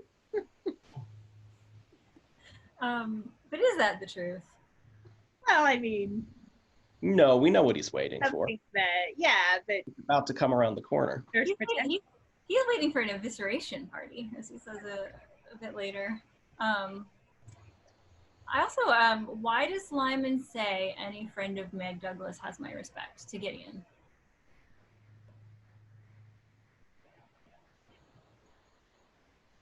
I mean, I think for the same, like, she's pretty horrible. So, and to keep a relationship with her, you've got to be somewhat savvy, I would imagine. Either that or she's using him. I think he's feeling out Gideon. I think he's like, are they friends? Is there something bad about Gideon that I don't know? And then Gideon kind of puts his mind at ease when he's like, I don't like her either. Anyway, but who knows? So then Lord Grey leaves. Gideon stays behind because he thinks something is up because he's very observant. Meanwhile, 318, Johnny Bullough takes a summons to Watt Scott, not to Will. So once again, Lymond did not actually betray Will, even though it looked like he was about to. And so then Watt and Richard head to the rendezvous. So then they surround the English. Most of the English flee. Gideon takes Lymond with him on his own horse. Notably, when he goes and grabs Lymond, Lymond is laughing his ass off. Watt and Richard are about to take the English, and then another English force comes, which is sent by Grey, who thought twice about Gideon's warning and sent them back. And then that kind of scatters the Scottish. Everybody goes all over the place. Nobody really takes anybody except Gideon gets hit behind, from behind on the back of his head. He passes out and falls off his horse. So then Lymond has Gideon. So now on page 320, Gideon wakes up. He's Lymond's prisoner. And Lymond tells him it was to be an evisceration party, not a rescue. And here's where he reveals his plan. He was going to get Vaucluse and Richard's men to capture Grey and Bowes. And then also he was aiming either to not be taken and to go off with Harvey, or if he was taken, to be there with Harvey. What does it tell us that Lymond was willing to be captured as long as Harvey was there? When he thinks Harvey's going to clear his name. Like, yeah. It would give him a chance to finally sort of pick his brain about it. If he's captured with Harvey, then there's a chance that the people that he wants to know the truth will know the truth. So then they talk about, since Lymond was the one who called the evisceration party there, he was very lucky to escape from his own crossfire. And I like the line he says, Nemesis nodded, I know. In Greek mythology, Nemesis was the goddess who personified divine retribution to every man of his precise share of fortune, good or bad. So I think like Nemesis nodded, either she like nodded and wasn't paying attention somehow. Maybe she nodded off to sleep and let him get away, or like she gave him a nod, like you get this one, but no more. And I mentioned this line because then he makes another mention later about Nemesis no longer being on his side. So he had this little bit of good luck here. Lymond very rarely has good luck, where he managed to get away from this very bad situation. Also, I think sort of interesting, Lymond in this scene, I don't actually know entirely what it means, but this is an unusual Lymond. Lymond is weirdly subdued. He is placid, cheerful, dreamy, and he says it is not all easy. Did he have a plan to get out of this? Or did he just assume that luck would be on his side? His plan was that Samuel Harvey would be there. Yeah, and when Samuel Harvey didn't show up, he didn't have a plan. So then he's like, I'm toast. And then when he sort of miraculously doesn't die, he's kind of like, relief is... It's definitely a change to see Lymond in these circumstances, where like what he expects to happen doesn't work out the way that he totally thought it was going to. Yeah. Although I wouldn't see why he would trust that Samuel Harvey would be there. Doesn't seem like the protector is very trustworthy gentleman. Well, up until Margaret Lennox interfered, Harvey was going to be there. I mean, the whole thing was like, I will trade you Will Scott for Samuel Harvey. George Douglas agreed and was going to facilitate it. He thought he could trust George Douglas because Douglas wanted him. Douglas, in fact, was very disappointed that he was going to lose Lymond as an ally.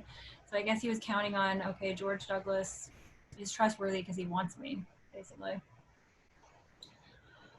Okay, so then they leave and they come upon Will, this is Lymond and Gideon, they come across Will, Scott, and Turkey Matt on the way back to Crawfordmere. Lymond goes from being placid and cheerful to being this like bully in a way that he gets around Will. We have Lymond reined instantly before the boy's drawn sword and effervesced into gnat-like mockery. Will Scott, with chin driven into his chest as if he's been thumped on the head with a fact. Facts and Mr. Scott never meet, they collide. What's wrong now? And Will, of course, is in a mood. His assumption is that Lymond, rather than selling him to the English, was selling his father and Lymond's brother, Richard, to the English. And he is ready to fight. So Lymond goes at him, knocks him off his horse, takes his sword. And then having subdued Will, then uses Gideon as a witness to demonstrate that actually it was Buccleuch and Richard who were about to take the English rather than the reverse. At which point Will apologizes and says, I suppose I should apologize now, or would one omnibus grovel cover all past and future failings? And Lymond says, anything that will prevent you from leaping like a chamois to unutterable conclusions. Oh, a chamois.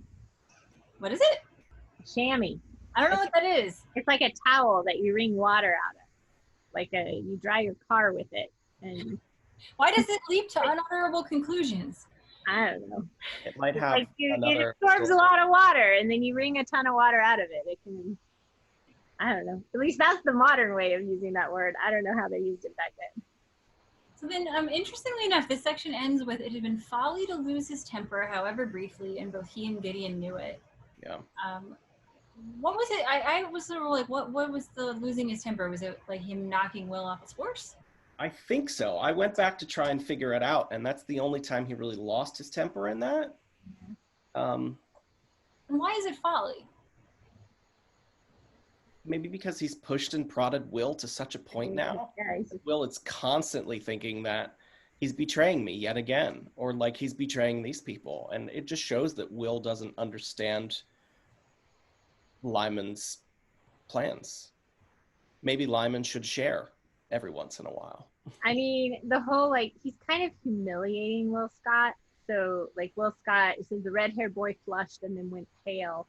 I suppose so, yes, all right. I suppose I should apologize again, or would one omnibus grovel.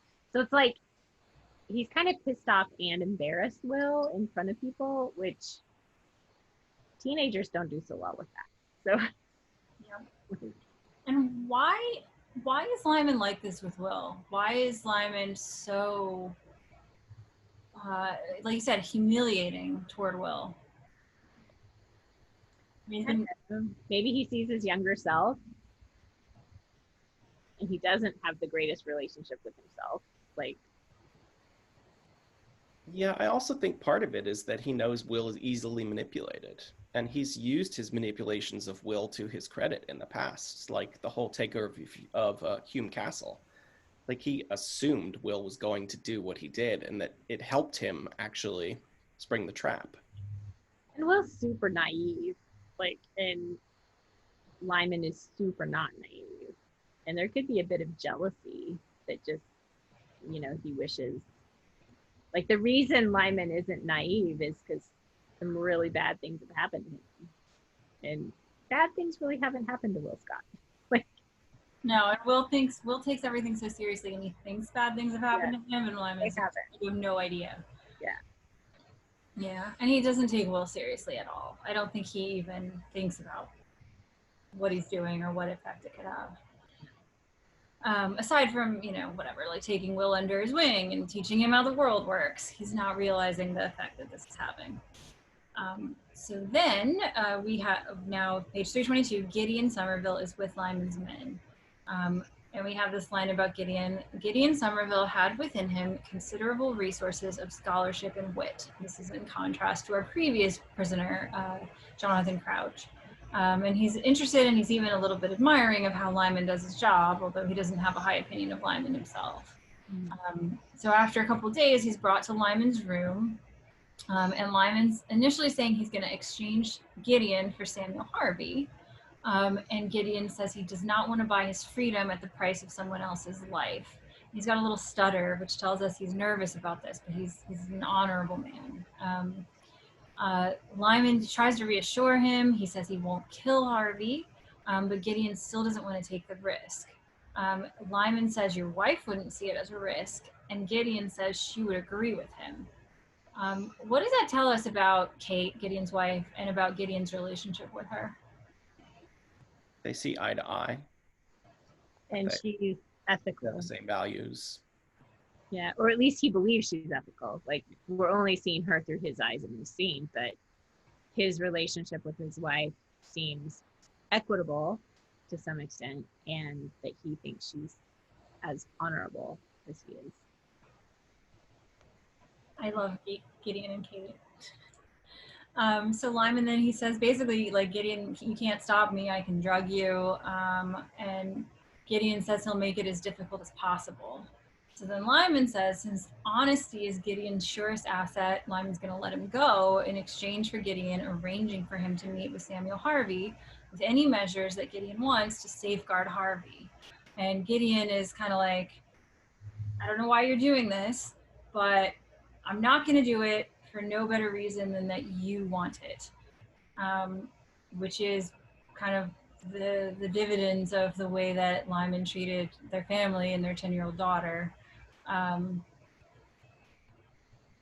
this is where Lymond says, Nemesis has wakened up again. Yeah, but before that, I love that he says, you may set fire to churches and cripple empires through your bloody fingers, but the one irretrievable mistake is to misjudge a fellow being.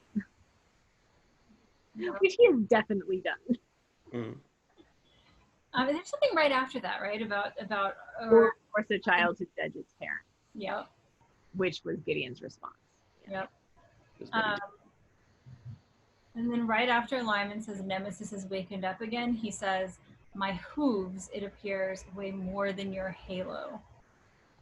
Which is just gorgeous, and I love it. And I also love all of these comparisons of Lymond to the devil and Satan. So then Lymond decides, all right, well, I give up. You're not going to help me, so I'm just going to let you go. And Gideon's like, but I'm not going to help you. And Lymond says, I know you haven't given me anything except rather incoherent arguments, and I already have a fruitful source of those under my roof. Meaning, of course, our darling Will Scott. And also demonstrating again how much Lymond just does not take Will seriously. And so then this is actually, I don't know, and I'm curious what you guys think. I don't know if this is reverse psychology or if Lymond just gave up. But it's a complete lack of interest in what Gideon's going to do next that then suddenly prompts Gideon's curiosity, and he asks Lymond why Lymond wants Harvey. At this point, Lymond says the reason is not squalid, but ludicrous. And this is kind of going back to where we were talking about Agnes Harries is the only one who would believe it. Now, we were also talking, why won't Lymond explain what the hell is going on? Why won't he tell anybody? And Gideon says it's Lymond's pride, and he calls it trivial. Lymond says, pride is a congenital disease in my family, and I'm damned if I'll put 5 years hard labor into the trivial side of anything. This is on the other scale, along with the hooves and the halos. What are they saying here? I think Gideon is just saying, stop being prideful and tell me what you're trying to do. And Lymond's like, no, damn it. It's not pride. I spent 5 years dealing with this. It's more than that. And yeah. What's the other scale? Well, Gideon has just said, in my scale of values, a matter of dignity is always on the trivial side of reckoning. So this is on the other scale. Along with the hooves and the halos. The good and bad. I mean, the hooves and the halos are going to be morality. This is an epic battle of good and evil. Mm-hmm. Again, this is something that only Agnes Harries would take seriously. And then interestingly enough, this exchange is what prompts Gideon to volunteer to arrange the meeting with Harvey. And I love the way he thinks. He thinks it's madness taking possession of him. And there's a lot in this book, there's more coming, of people being driven by this sort of something in their subconscious that they think is nuts, but nonetheless they do it. And then I love Lymond's reaction, because Lymond's reaction to Gideon is everything. A trace of color had risen under the thin skin, and he says he's going to disband his men before the meeting. He's putting everything, his life, his future, in Gideon's hands. Which is kind of madness. Also, madness is taken over Lymond. Madness or desperation. He doesn't have many options left. Do you think that was all a ploy to get Gideon to bring him Harvey, or do you think Lymond just gave up and was letting him go? I almost think he trusts Gideon in a way to do that. I don't know if he necessarily saw that outcome coming, but I think he took a gamble and was like, I have no other use for this man. Like, I have no hostages to switch. It's not going to happen that way. So, yeah. I mean, I think so if it's from Somerville's perspective, where he says madness took possession of Somerville, then Gideon thinks he's doing something out of character. So if Gideon thinks he's doing something out of character, I think it's a little bit much to assume that Lymond knew he was going to do it. But Lymond doesn't have anything to lose in letting him go. And it certainly proves to Gideon that at least partially Lymond is honorable. So if he doesn't have anything to lose by letting him go, then there's a possibility that he could help him if he lets him go. So I could see it being like somewhat calculated, but not, he can't be 100% sure that it'll come out the way he wants. So I think we can't know for sure, but I think that, like, my personal interpretation is that Lymond had given up and was like, well, he's not going to help me, which makes sense because I'm terrible. So I may as well send him home to his family. I owe them. I was already terrible to them. Super terrible. And then to Lymond's surprise, Nemesis, gives him another favor, and Gideon agrees to help. So now we cut to Lord Grey in Haddington, where I didn't get to go. And Grey, I love Grey. He's always like so practical and so dreary. He's like Eeyore to me. He's like super confident, but he's just not having any fun. This is his job. He's good at his job, but he doesn't love his job. So the Protector orders Grey to get George Douglas in his hands and to destroy the country as he may. Why now does the Protector want George Douglas?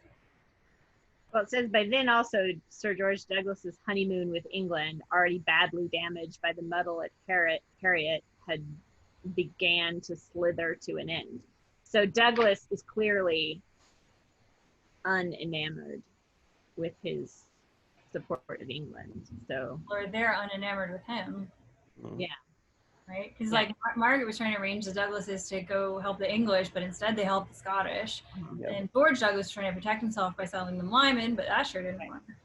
Yeah, and they probably think that the fact that Coulter and Buccleuch showed up then at Harriet during that whole thing had something to do with Douglas. Like, he set a trap. Yep. But it wasn't Douglas that set the trap, as we know. As we know. So now the English are after Douglas, which is not what he wanted. Maybe it is what Lymond wanted, but probably a side effect. So then Lord Grey also sends for Samuel Harvey. And why? Presumably because he really wants that damn Spaniard, which is now he knows is Lymond. Okay, so we cut to mid-Coulter. Sybilla is with Mariotta. She doesn't trust the security of the convent, so she brought Mariotta to mid-Coulter. Richard's not there. Christian is with the Maxwells. And Johnny has set up his alchemical laboratory, which is the only thing that catches a stone. What? Got to make that philosopher's stone. Exactly. Which is the only thing that catches a bit of Mariotta's interest. Poor Mariotta, she's very unhappy.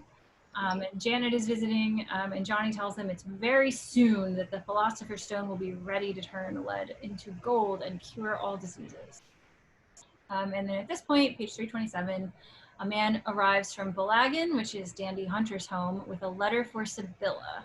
And we know it's bad news even before we learn what's in it, because we're in Sybilla's point of view. As the rest of the world fades away, Johnny's words vanished.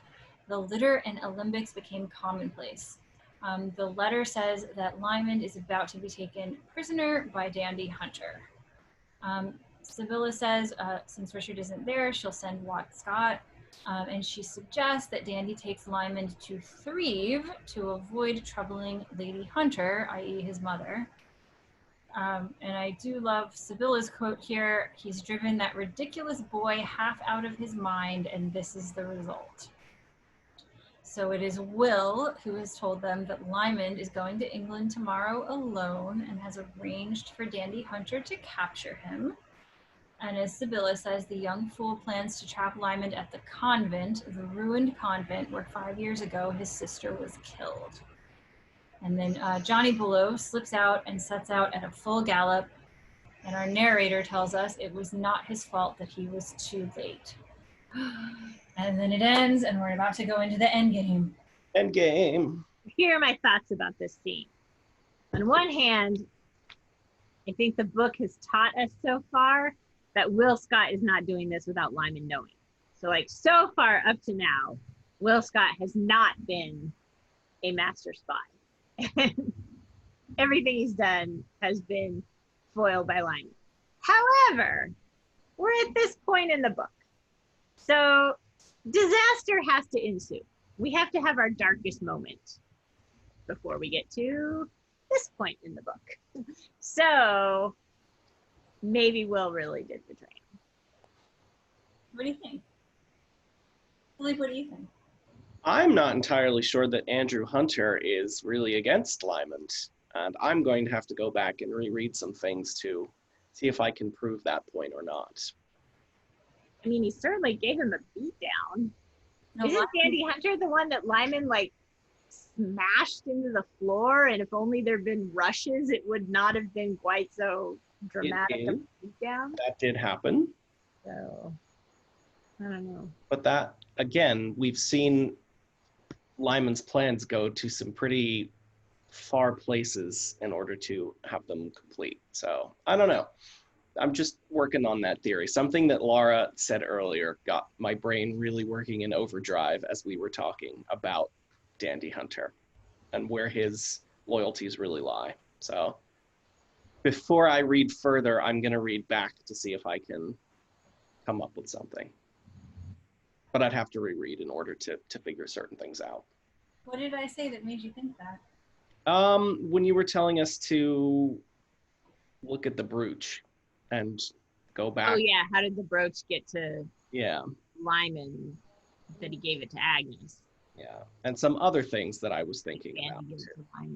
Maybe. So, I don't know. Dandy was at, well, what if the brooch could have gotten to Lymond through the ostrich somehow? Because Dandy spent a week there. Mm-hmm. It's possible. I don't know. I think the next 2 chapters are going to be utter disaster for a while. Yeah, I was going to say, what do you think is going to happen? We only have 4 chapters left. So as an English teacher, here are my thoughts. Final chapter is going to be the denouement. So it's going to be like the wrap up, and like either everything will be fine or it'll cliffhang into the next book. But I'm guessing like we're going to have a wrap up and things will be good and whatever. So then the penultimate chapter is probably going to be the climax. Like, how does everything totally come together? Which means the 2 chapters we're about to read are going to be disaster.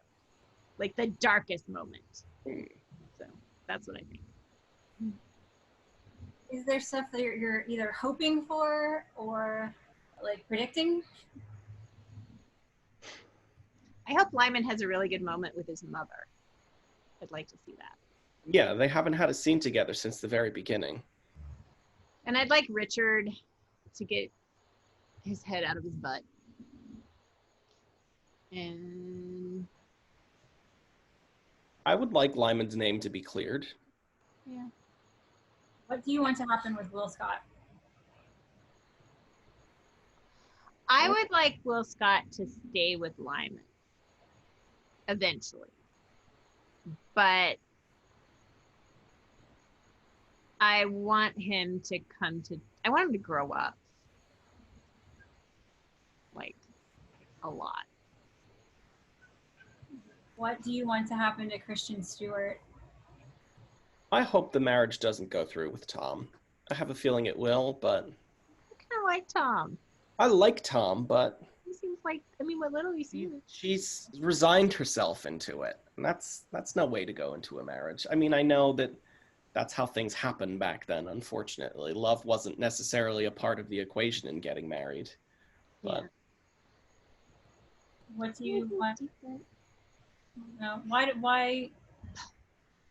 I, for some reason, do not think that Lymond and Christian are going to have a future together. I think that scene, that final scene with them, just the last sentence about the door closing, like it was something, and then like the last bit, it was something like, and the door closed, period.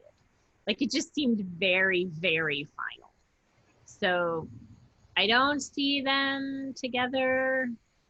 Maybe they'll be the love of each other's lives and they'll follow each other around Europe for the next 4 books. I don't know. But I don't know. I want her to be happy. I'd like her to find some measure of happiness. What do you want to happen with Mariotta? I would like Richard to get his head out of his butt. I definitely feel like they'll be reconciled. Yeah. Probably have another child at some point in the future. I'd like them to have a conversation. So it's not all him, it's partially her too. Like, I would like them both to just actually have a conversation. What do you want to happen between Richard and Lymond?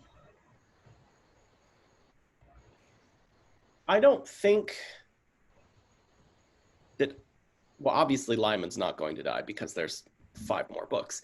But I don't think it's going to come to fratricide. I don't think he'll kill Richard. I think that possibly there'll be some sort of reconciliation when Richard realizes, oh, shit, Lymond actually didn't do all this stuff that he's been found guilty of through the public eye. So I would like that to happen.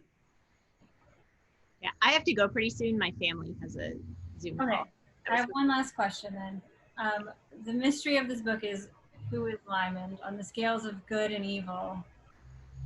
Where is he? What is Lymond? Is he good or bad? Is he a mix? How does he fall? He's, for me, sitting like if this was good and this was evil. So good's a little bit higher, but he's not all the way up there. Like some of the stuff he's done has been very questionable.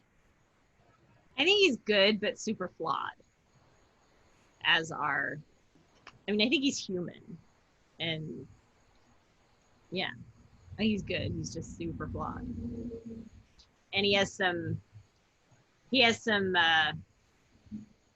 defining weaknesses that lead his behavior in ways that are super bad. Super bad. Any final thoughts before we wrap up? I'm looking forward to these next couple chapters. Yeah. I think they'll be full of action. So. See the drama. And drama. On that note, we will see you next week. Thank you. All right. Bye.